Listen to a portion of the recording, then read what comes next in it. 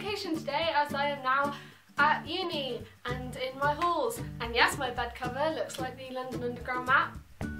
Really sorry if you can hear banging and like music, because someone in this block of flats has decided that at, you know, from 10 PM last night to now, it's like 4 PM, to play dubstep constantly with no break. So I don't really know what that's about and it's really annoying, but pros of living in halls. Also, sorry if I look a bit messy, I'm currently wearing my pyjamas because I went into town to do some shopping to get some food, because that's what I do now. I'm an adult and live on my own. And some little kid was running around and he scared some pigeons and they flew up and got really scared, and I got hit by the aftermath of the bird being scared. Which was good. I've already made a really big pile in my laundry basket, and yeah, so annoying neighbours and who ate my butter and little kids scaring pigeons. Been my experience in Liverpool so far. So today I'm going to talk about Horrorstor, a book by Grady Hendrix. It is a book review, but it is not spoilery as this book is not out yet. It comes out on the 23rd of September. Lovely people at Queer Books sent me a copy of it, and I was so excited when I found out I was going to be getting a copy of it. Like, when I heard about this book coming out, I was so excited, and then it came in the post, which I spoke about in the book haul that I did recently, and I was like, it's mine! Yeah, I'm going to talk about it, but it's not going to be spoilery. I'm just going to give you like an idea about what it's about and like why I liked it and stuff like that. So this book, it looks like an IKEA catalogue. It's not an IKEA catalogue, that's not what I got sent in the post. I'm not reviewing it like, yeah, this wardrobe looks nice. No. This book is about a haunted store, like furniture store, and it's not IKEA. I thought it was a haunted IKEA, but it's a shop called Orsk. I think that's how you say it. It's O-R-S-K. It is that there's been some weird things going on at night time, and the manager and the employees have been coming in the morning, and there's been like things broken and graffiti, and they don't know really what's going on. So some of the employees stay overnight and try and work out who's breaking in, who's doing all the damage, and who's doing this stuff. So that's what this is. Stay overnight, and then there's some supernaturally weird things going on. This is the cover, because my camera does that zoom thing now where it actually focuses.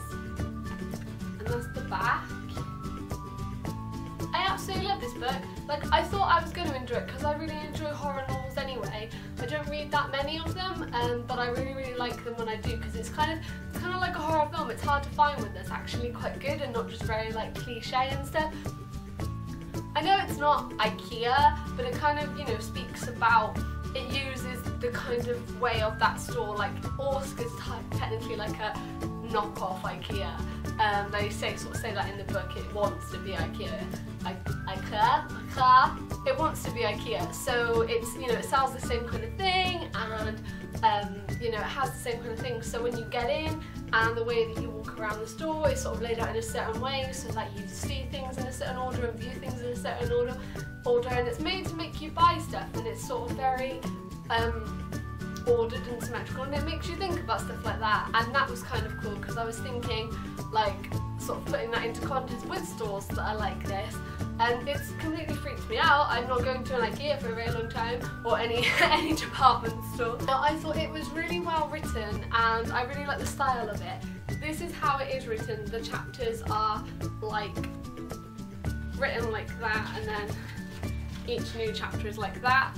But I really enjoyed it. I thought it was very well written as well, because some horror books can kind of seem like, I don't know, sort of just a bit cheesy and kind of like, oh, okay, well, what next? Oh, we'll do this cheesy cliche thing which all horror movies and horror books have, and I don't really think it had any of that in there. I think it was, I mean, the idea of somewhere being haunted and all that kind of thing isn't the original idea, but it was taken on, you know, I think that that kind of story was put into an original idea. This is the first book of his that I have read. I am not entirely sure if he has other novels. If he does, I would read them. I think that his writing is very good and he tells a very good story, and it's very vivid as well. I think that he writes really, really well, and it helps you to picture it in your head. I mean, I've got a really good imagination anyway, and I use my imagination quite a lot, and it's one of the reasons why I like reading so many books, because I don't have a hard time imagining and picturing things in my head. But I think that his writing really helps with that, and it really paints this big picture, and so I'm reading it and I'm like, I'm really scared. There was like, I think I read it in like 3 days because it genuinely freaked me out, and I wanted to like I just wanted to go read some happy, cheesy, fluffy fan fiction in between each reading break, because I was like, I'm gonna die. But no, I think that it was good. I pictured it a lot in my head. I think it was an original idea. It was good, I think, that he took something like a store like this, where there are so many of them, and so it's such a massive thing, and turned it into something scary. I mean, would you want to walk around in IKEA at night time? Imagine it. Imagine walking around in IKEA at night time.